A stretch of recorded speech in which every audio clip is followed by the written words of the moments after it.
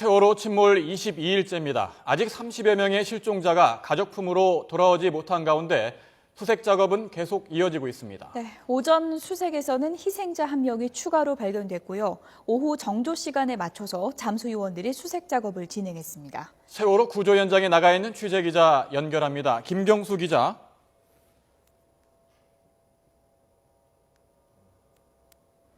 네, 김경수 기자.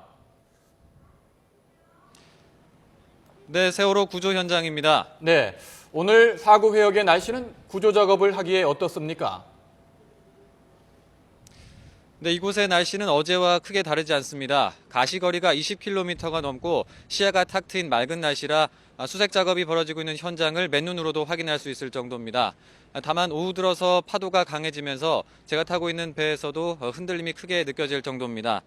이곳의 기온은 15도를 넘었고 바닷속 온도는 12도 정도입니다.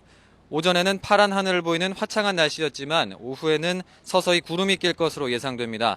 오늘부터 10일까지 나흘 동안은 물살의 흐름이 약해지는 소족입니다. 그동안 빠른 유속 때문에 수색 작업에 어려움이 많았는데요. 합동구조팀은 소조기의 수중 작업이 수월해질 것으로 보고 이 시기에 집중적으로 수색을 한다는 방침입니다. 또 어제 잠수요원 1명이 숨지는 사고가 발생한 만큼 잠수요원에 대한 안전관리도 강화할 계획입니다. 네, 오늘 오후 수색 작업은 몇 시쯤부터 시작이 됐습니까?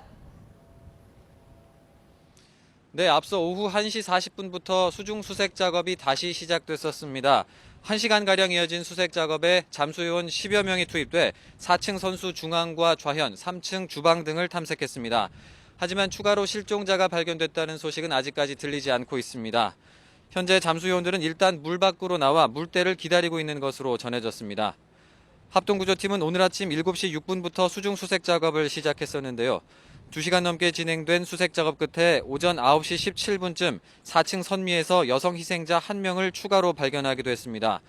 지금까지 발견된 희생자는 269명, 실종자는 33명입니다. 합동구조팀은 잠수요원 116명을 투입해 오늘도 집중적으로 수중 탐색을 벌입니다.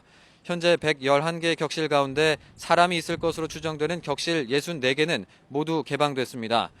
구조팀은 오늘부터 10일까지 1차 수색을 마무리한 격실 가운데 실종자가 있을 것으로 보이는 격실에 대해 확인 수색을 진행할 예정입니다. 또 화장실과 매점 등 공용구역 47곳도 수색하기로 했습니다. 64개 격실과 공용구역에서도 실종자를 찾지 못하면 화물칸으로 수색 범위를 넓힌다는 방침입니다. 지금까지 세월호 구조 현장에서 YTN 김경수입니다.